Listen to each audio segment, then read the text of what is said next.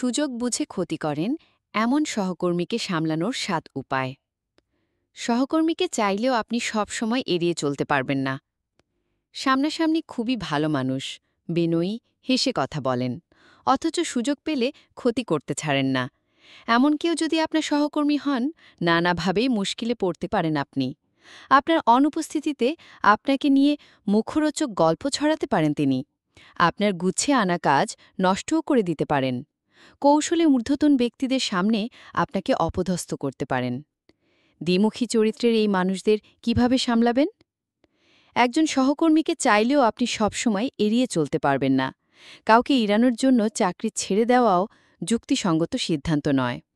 অন্য কোথাও চাকরি করতে গেলেও যে একই ধরনের সমস্যায় পড়বেন না, তারও নিশ্চয়তা নেই। বরং একটু সতর্কভাবে সামলে নিন নিজেকে ও সেই সহকর্মীকে। ১. সীমানা নির্ধারণ করুন। যিনি দ্বিমুখী আচরণ করেন, তার জন্য কিছু সীমানা নির্ধারণ করে নিন আপনি। তার উপস্থিতিতে ব্যক্তিগত কথা না বলার চেষ্টা করুন।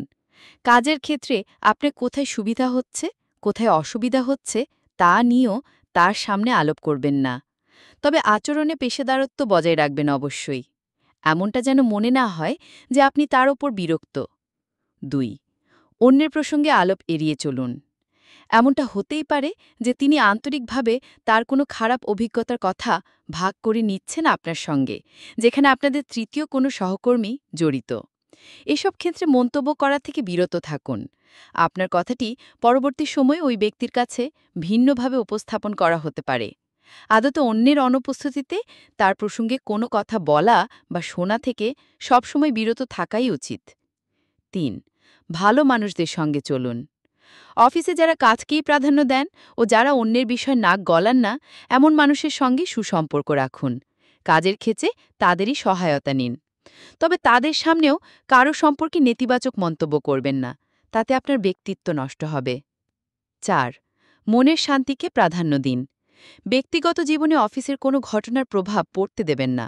অফিসের ঘটনা অফিসেই শেষ করে দিন। অফিস থেকে বেরিয়ে ভুলে যান তিক্ততার কথা। উপভোগ করুন জীবনকে। পরিবার ও বন্ধুদের সঙ্গে সময় কাটান। ৫.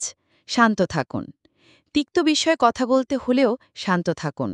অফিস আবেগের জায়গা নয়, উত্তেজিত হবেন না। কথা বলার আগে সময় নিন। চট করে যে কোনো জবাব দিয়ে বসবেন না। অন্য কেউ অভদ্র আচরণ করলেও আপনি ভদ্রতার সীমা বজায় রাখবেন। না হলে পরবর্তী সময় অফিসে পরিবেশ নষ্ট করার অপরাধে আপনাকেও দোষী সাব্যস্ত করা হতে পারে। ৬. প্রমাণ সংরক্ষণ করে ৬. প্রমাণ সংরক্ষণ করতে চেষ্টা করুন। কেউ আপনার কাজের ক্ষতি সাধন করতে চেষ্টা করলে সেসব বিষয়ে প্রমাণ রাখতে চেষ্টা করুন।